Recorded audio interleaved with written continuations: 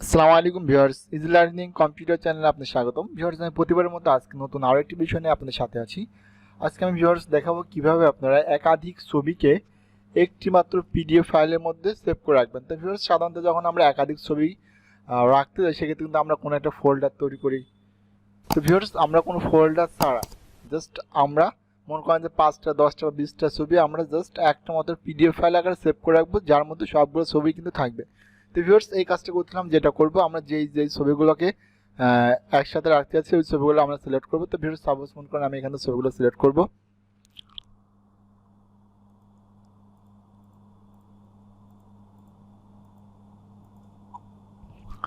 Viewers, দেখতে পাচ্ছেন আমি কিন্তু বেশ কিছু ছবি কিন্তু সিলেক্ট করছি। এই ছবিগুলো সিলেক্ট করার পর আমি জাস্ট মাউসের রাইট বাটন এর উপর রেখে মাউসের রাইট বাটনে ক্লিক করব। তো ভিউয়ার্স, মাউসের রাইট বাটনে ক্লিক করার পর আমরা এখানে ক্লিক করছি প্রিন্ট। এই প্রিন্টের উপর একটা ক্লিক করব। ভিউয়ার্স, প্রিন্টের উপরে ক্লিক করলে পরে একটু হয়তো সময় নিতে পারে, লোড নিতে পারে। দেখতে পাচ্ছেন ভিউয়ার্স, আমাদের এখানে ছবিগুলো আসছে। এই ছবিগুলো কিন্তু ভিউয়ার্স দেখেন কাটা কাটা মতো হয়ে গেছে, দেখছেন?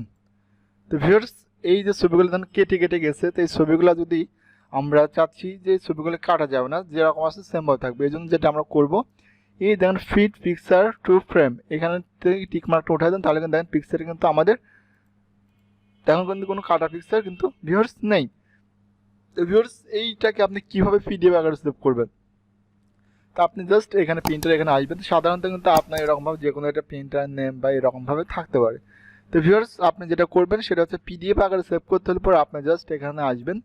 এখানে আসার পরে আপনি এখান থেকে দেখেন মাইক্রোসফট প্রিন্ট টু পিডিএফ, এটাতে ক্লিক করবেন। তো ভিউয়ার্স, ওইটাতে ক্লিক করার পরে আপনি এখানে জাস্ট প্রিন্টে ক্লিক করবেন। তো ভিউয়ার্স, প্রিন্টে ক্লিক করলে কিছু সময় হয়তো নিতে পারে। দেখেন এটা কিন্তু আমাদের একেবারে চলে আসছে। তো আমি চাচ্ছি এটা আমি কোথায় সেভ করে রাখবো। তো আমি এটা সাপোজ সেভ করলাম হচ্ছে বিএন। আমি এটা বিএন দ্বারা আর ডেস্কটপে আমি এটা পিডিএফ আকারে সেভ করে রাখতেছি। ওকে। তো ভিউয়ার্স, এটা আপনার যত ছবি থাকবে তত লোড নিতে কিন্তু সময় কম বেশি হতে পারে। তো ভিউয়ার্স দেখেন এটা কিন্তু আমার হয়ে গেছে। তো ভিউয়ার্স দেখতে পাচ্ছেন আমার কিন্তু এখানে বিএন নামে একটা কিন্তু পিডিএফ ফাইল কিন্তু তৈরি হয়ে গেছে। তো এখন যদি ভিউয়ার্স আমি এই পিডিএফ ফাইলটা ওপেন করি, তাহলে ভিউয়ার্স দেখতে পাবেন যে আমাদের ছবিগুলো কিন্তু একটি মাত্র ফাইলের মধ্যে সিরিয়াল বাই সিরিয়াল কিন্তু আমরা দেখতে পারবো। ভিউয়ার্স, ওপেন কিন্তু হচ্ছে, একটু সময় নিচ্ছে।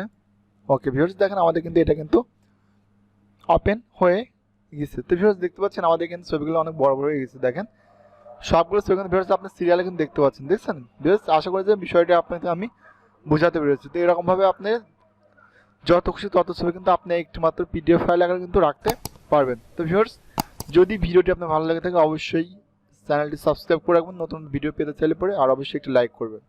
তো ভিউয়ার্স, আজ এই পর্যন্তই। সবাই ভালো থাকবেন, সুস্থ থাকবেন।